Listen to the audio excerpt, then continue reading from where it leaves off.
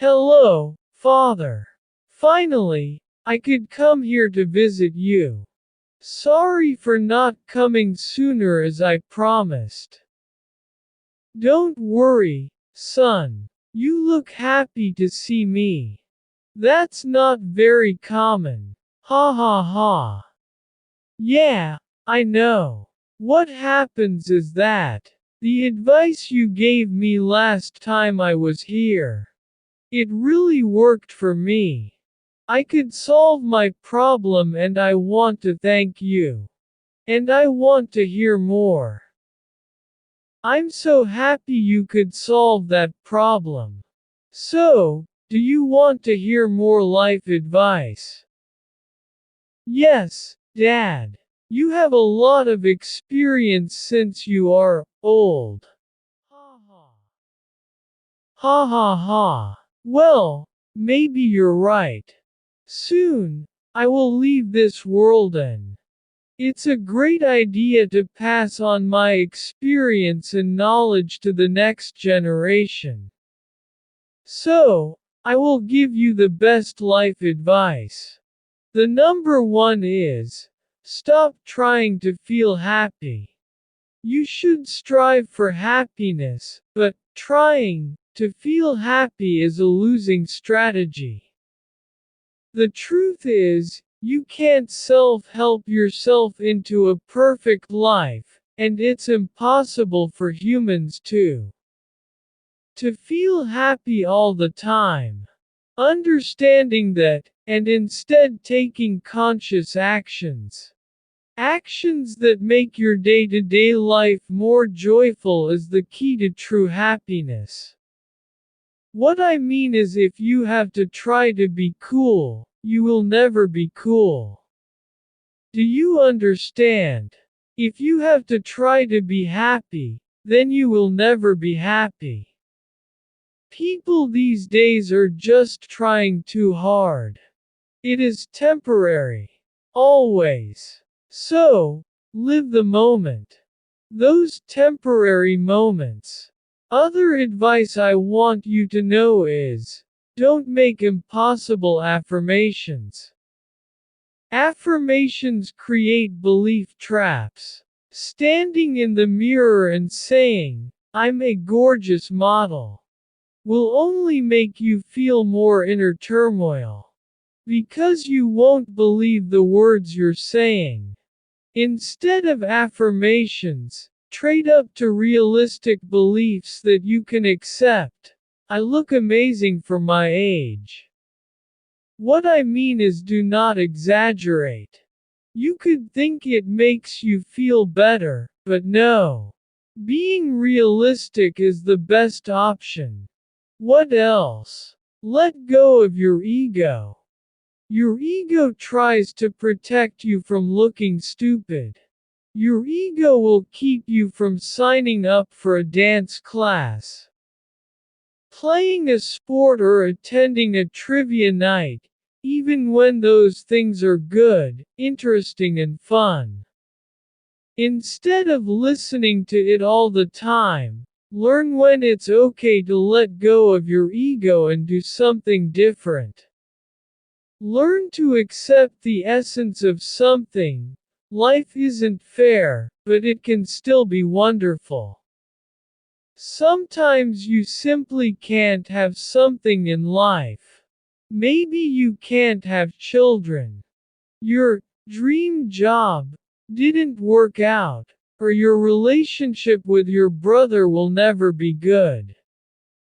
Instead of chasing something you can't have, accept that you can have the essence of something.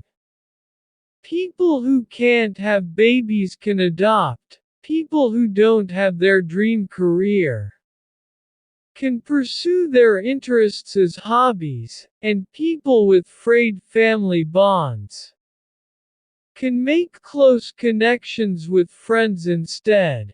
But there's always a way to enjoy these things. Also, you need to understand what true freedom is. It's very important. Freedom isn't having tons of money or being able to travel all the time. Of course not. Instead, freedom is having a greater ability to control your emotional state, no matter what happens in life. That's what freedom really means. So the question for you is, are you really free? Be happy instead of right. That's probably some of the best advice I can give you. We talked about not trying to find happiness. That's true, but it's also true that one way to guarantee more happiness in your life involves choosing to be happy instead of right. You can try this. The next time you're arguing with your wife, partner, brother or friend, ask yourself, would I rather be right or happy? That way the argument will end peacefully. And something important. This doesn't mean that you are being the bigger person. Nor does it mean that you are allowing yourself to be pushed around. All it means is that you see that there is a better way. Not every situation should lead to one winner and one loser. By taking this step, you not only preserve your own happiness, but also the happiness of all involved. So, decide to put ego aside and try it. What else? Live according to your values. A lot of us don't always behave in accordance with our values.